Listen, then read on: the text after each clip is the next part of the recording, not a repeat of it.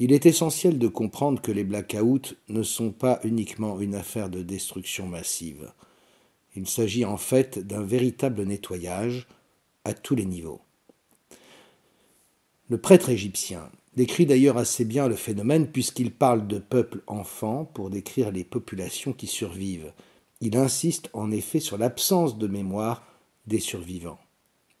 Les eaux du ciel viennent périodiquement fondre sur vous comme un fléau, ne laissant survivre que des hommes sans lettres et sans instruction, de sorte que vous voilà de nouveau dans l'enfance, ignorant ce qui s'est passé dans l'Antiquité, chez vous aussi bien que chez nous.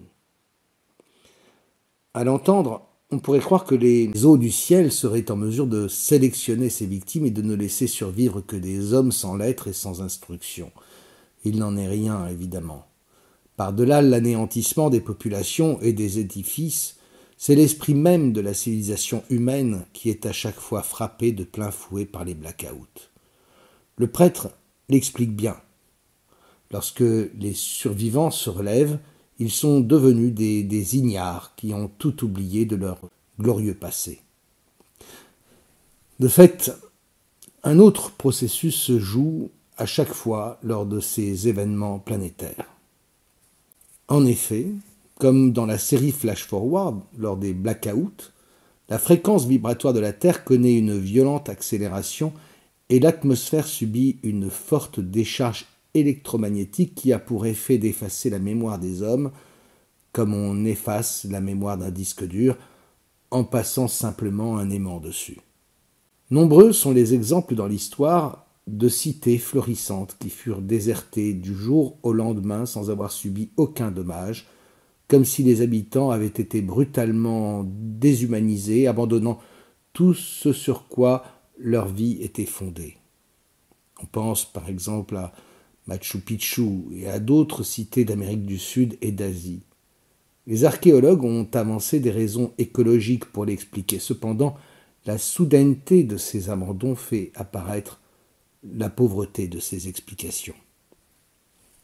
Les blackouts, de la façon dont nous les concevons, permettent en revanche d'expliquer ces ruptures brutales qui défient la raison. La technologie des blackouts permet à nos créateurs qui dirigent cette zone de la matrice de tirer brutalement le rideau lorsque les circonstances l'exigent. Après quoi, ils finissent le travail en effaçant tout ce qui pourrait révéler le lointain passé de l'humanité. L'interruption du Christias, ce long récit de Platon destiné à décrire l'Atlantide, la disparition de certains artefacts et de tant d'autres objets impossibles sont le signe de l'existence d'un plan visant à couper l'humanité de son histoire. Seul subsiste le gigantisme de certains vestiges, des pierres taillées immenses ou trop nombreuses, impossibles à enfouir.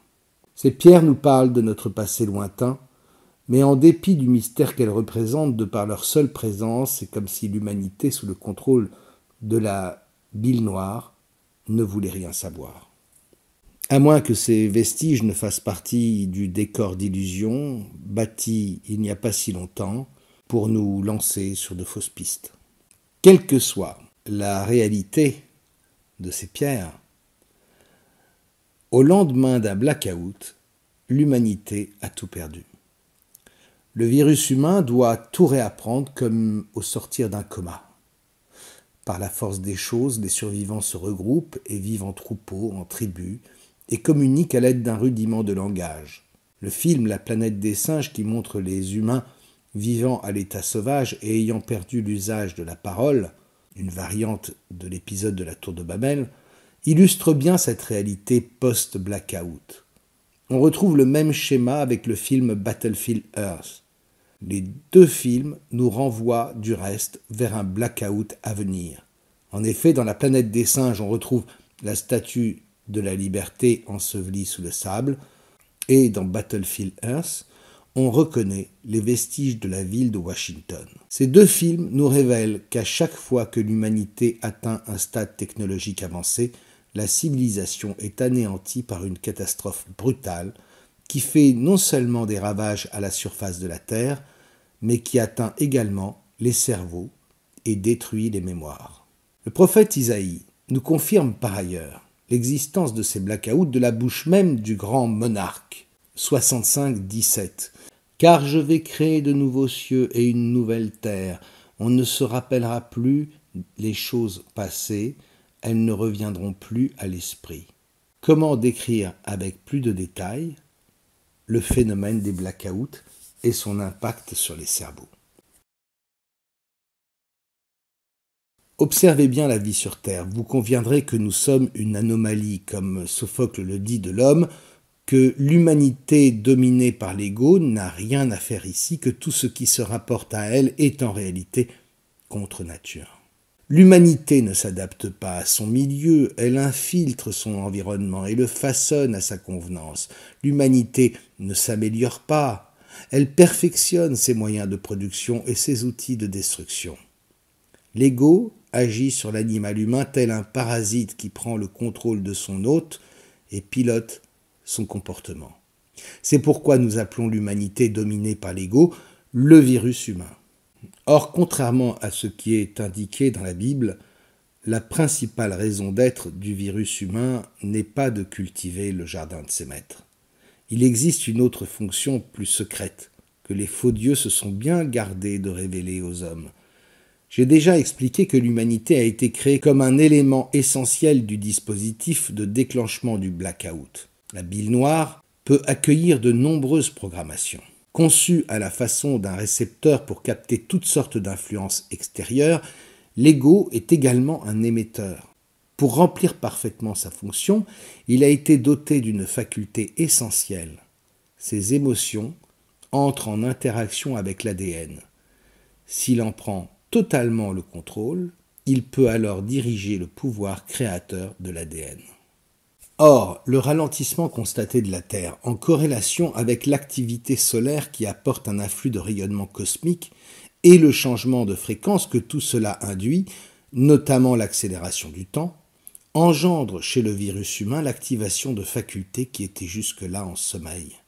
L'une de ces facultés consiste à créer du potentiel dans la réalité via le pouvoir créateur de l'ADN. Les faux dieux utilisent cette faculté à merveille. À l'approche du White-In, par l'entremise des sangs noirs, ils se servent aujourd'hui du cinéma pour organiser les conditions du chaos.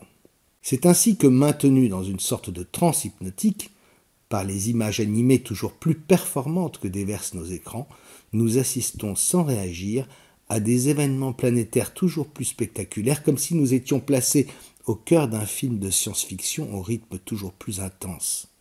Un film dont le titre pourrait être « Vous l'avez imaginé, la réalité l'a intégré ». Nous entrons dans une période où la réalité reproduit dans cette dimension ce que l'ego collectif imagine, et ceci avec un temps de réaction de plus en plus court. Si la concrétisation des pensées individuelles a une influence limitée, les projections collectives imprègnent profondément la matière au point de favoriser l'émergence de tel ou tel futur potentiel au détriment de tous les autres. C'est là qu'intervient le cinéma international qui est entre les mains, comme nous l'avons dit plus haut, de réalisateurs inspirés. Ainsi, certains films diffusés en mondovision sont là pour conditionner ceux qui autour de nous vivent en mode autonome, sous le contrôle total de la bile noire. Ils représentent plus de 60% de la population humaine. Ce nombre est largement suffisant pour créer le réel contre le consentement même de la minorité d'éveillés. Les planificateurs invisibles utilisent donc l'image de la bête, le cinéma et la télévision pour induire des pensées qui forment une sorte d'écran de projection énergétique tout autour de la Terre. Les images de fiction imprègnent les égos, se réfléchissent sur cet écran, puis se cristallisent dans le monde réel via le pouvoir créateur de l'ADN. Voilà comment la réalité en vient à copier les films catastrophes. Voici comment la fiction véhiculée par les images de la bête s'impose dans la réalité à travers le prisme de l'esprit collectif. Parallèlement à tout ceci, les sangs noirs ont mis en place une dictature globale, un empire, un gouvernement mondial chargé de préparer les conditions favorables au retour du grand monarque qui durant 3 ans et demi répandra la terreur dans la communauté humaine. Durant cette période, au paroxysme du désespoir, le virus humain, en proie à la peur et à la colère, émettra des ondes vibratoires si basses que le ciel et la terre tout entière en seront ébranlés. Le roi du monde, secondé par ses sbires, déclenchera alors le blackout. La violence du choc électromagnétique affectera l'humanité tout entière. Malheur à ceux qui, en surface, auront survécu aux catastrophes. Leur cerveau sera à l'image d'un disque dur formaté dont il ne reste plus que les données primaires. L'animal humain se révélera alors tel qu'il est, un formidable prédateur. Imaginez une horde d'humains désorientés n'ayant conservé que ses instincts, une meute sauvage en quête de chair et de sang. En réalité, les survivants seront à l'image des zombies, ces terrifiantes créatures dont Hollywood ne finit pas de nous annoncer l'arrivée. Le grand monarque, le grand dragon, s'en retournera alors dans l'abîme, au tréfonds de la terre, où se trouve son refuge. Mais les faux dieux enverront à travers le monde dévasté leurs protégés, les sangs noirs, qui auront pour mission de réunir le troupeau humain dispersé et d'établir un nouvel ordre mondial pour 1000 ans.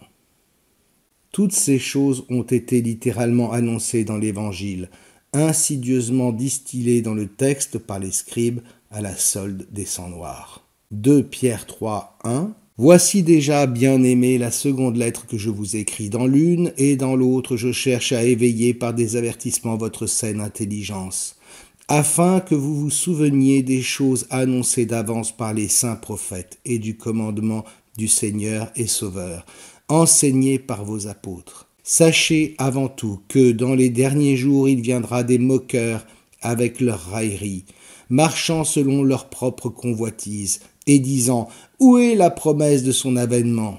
Car depuis que les pères sont morts, tout demeure comme dès le commencement de la création. Ils veulent ignorer en effet que les cieux existèrent autrefois par la parole de Dieu, de même qu'une terre tirée de l'eau est formée au moyen de l'eau, et que par ces choses le monde d'alors périt, submergé par l'eau, tandis que par la même parole les cieux et la terre d'à présent sont gardés et réservés pour le feu, pour le jour du jugement et de la ruine des hommes impies. Mais il est une chose, bien-aimée, que vous ne devez pas ignorer, c'est que, devant le Seigneur, un jour est comme 1000 ans, et 1000 ans sont comme un jour.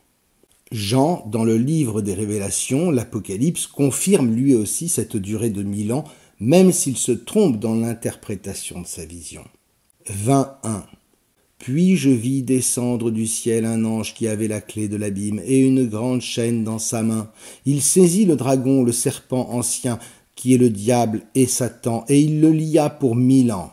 Il le jeta dans l'abîme, ferma et scella l'entrée au-dessus de lui, afin qu'il ne séduisît plus les nations, jusqu'à ce que les 1000 ans fussent accomplis. Après cela, il faut qu'il soit délié pour un peu de temps.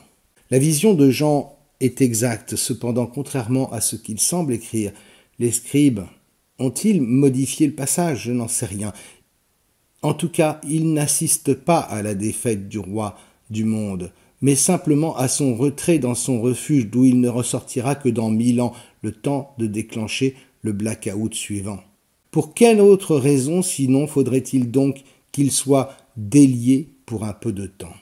Ainsi en est-il du grand scénario de ce monde ponctué de 26 cycles de 1000 ans qui sont comme 26 jours pour les faux dieux, c'est-à-dire l'équivalent d'un mois lunaire. Ce scénario de 26 000 ans, composé de 26 chapitres de 1000 ans, tourne en boucle, se ferme et s'ouvre indéfiniment sur un nouveau temps des hommes. Ces 1000 ans correspondent aux fameux grands empires de 1000 ans dont les grands conquérants ont toujours rêvé.